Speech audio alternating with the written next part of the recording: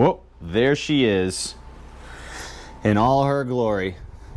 All right, so the first order of business is have to take the battery out, measure it, find a battery. It is a 6-volt battery, so that's gonna be fun. I haven't really ever bought a 6-volt battery before. Shouldn't be too hard. And then next order of business would be to check the carb out. I'm gonna pull the float bowl off. I'm actually just gonna pull the whole carb off.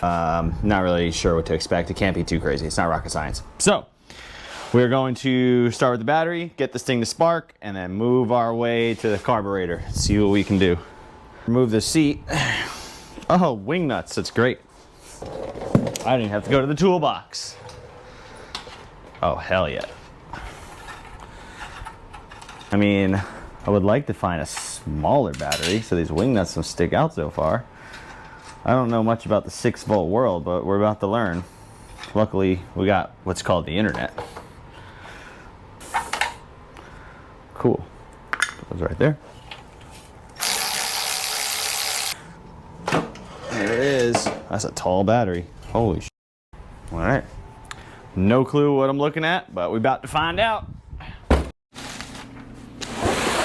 All right. Let's do it. Battery is in. Get her all opened up. 6-volt battery. My first time doing anything like this with a 6-volt battery. I'm assuming all the processes are the same. Look at that. Pretty cool. Got the acid. All right. Let's do it.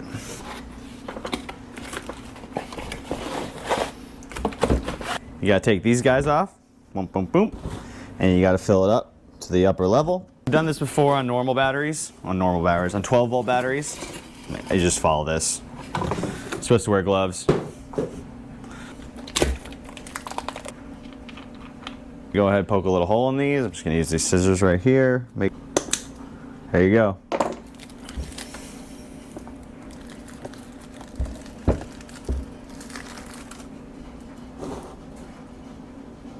And it's going. I would recommend when you do this, wear some gloves and some eye protection. I mean, not only would I recommend it, all the warning labels recommend it. Obviously, I'm not. Just try to be careful. You could probably cut that hole a little bigger too if you wanted to go a little faster, but it'll be all right. All right, she's all filled up. And now, if you read the instructions, it says once it's filled up, let the battery stand for 60 minutes. So we're gonna let that happen. Once that's all said and done, and then we're gonna slap it on the charger, which I didn't have a 6-volt charger, so I had to pick one up. Got a 6-volt charger, and then we're going to charge it.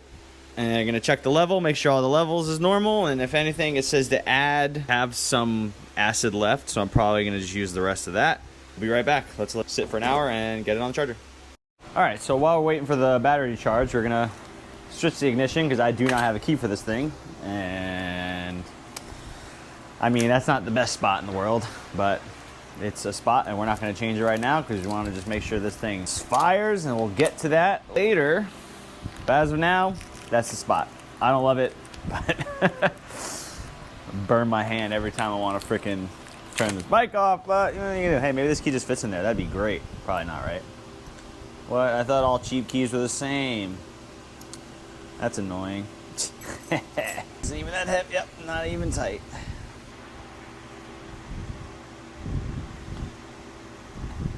B goes to B.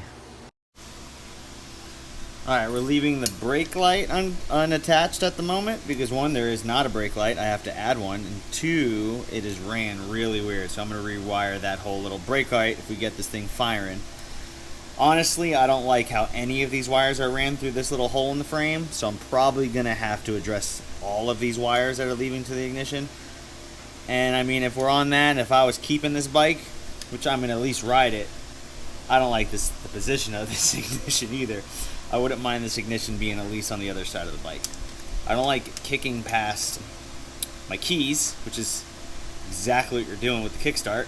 Yeah, it's probably out of the way, but it's pretty close.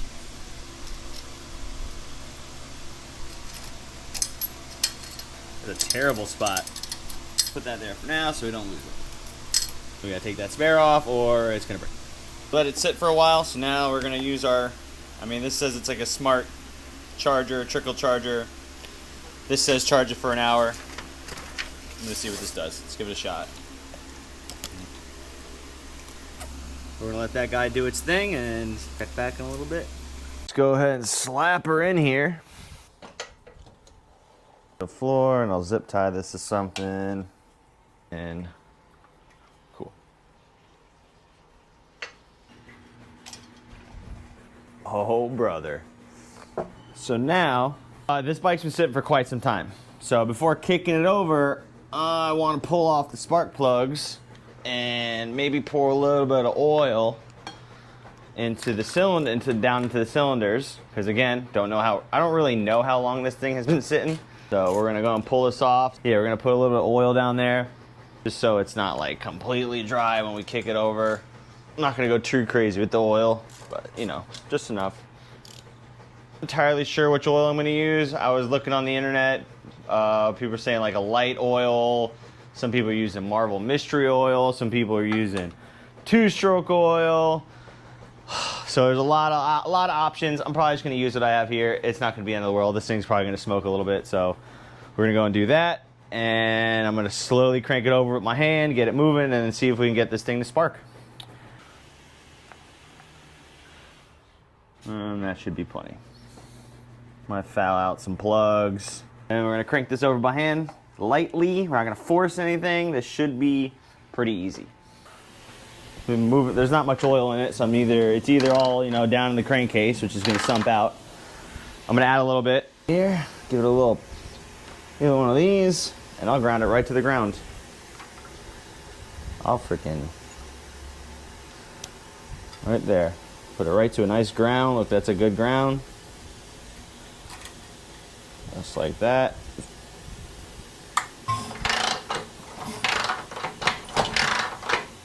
Nothing really. I was pushing anything out. Sorry. We get a good strong ground going on here. Alright, we're grounded up. Got this grounded. Now we're going to see what's getting power and where it's getting it and if it's getting it and all that fun stuff. So it's getting 6 volts. Alright. This side's not. I'm not 100% sure if that's supposed to at the moment. Oh no, it's getting 6 volts. I wasn't touching it. You got to touch the piece of metal if you want to, you know. Let's check those points out. All right, let's polarize it while we got it. So if I remember this correctly, I got to touch this, attach this to the other side because you can't show it, to the gen arm part of the generator. And then I'm going to touch it to the battery here, and it should have a little spark. There you go. I don't know if that's everything, but I did it. Go ahead and rip this guy off. Damn, looks pretty clean in there, actually. That's interesting. Okay. Let's check that clearance. I'm assuming the condenser's probably bad from sitting for so long, but I don't know for sure. So now, test this points gap, just to get this out the way. Pretty much just rule it out. It's supposed to be, I don't know if you can see that, but on the internet it says 0.018. Highest point. Yep, that looks good to me. Alright, so it turned out it was the condenser. I gotta just tighten that down. We're good. Now we got some spark. Alright, see if you can see this. Be real close. Spark there. And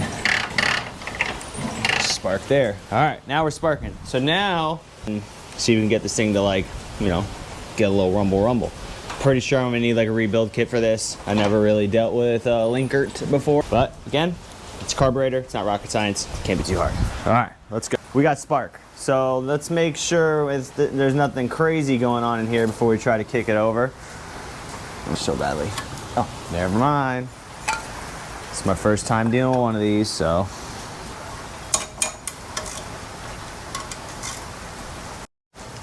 All right. Pop this little guy off right there. Can't help myself. I'm sorry. See what happens if you... Alright.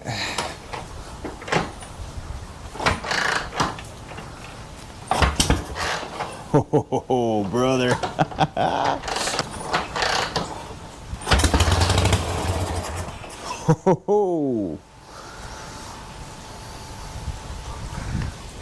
Oh, hell yeah.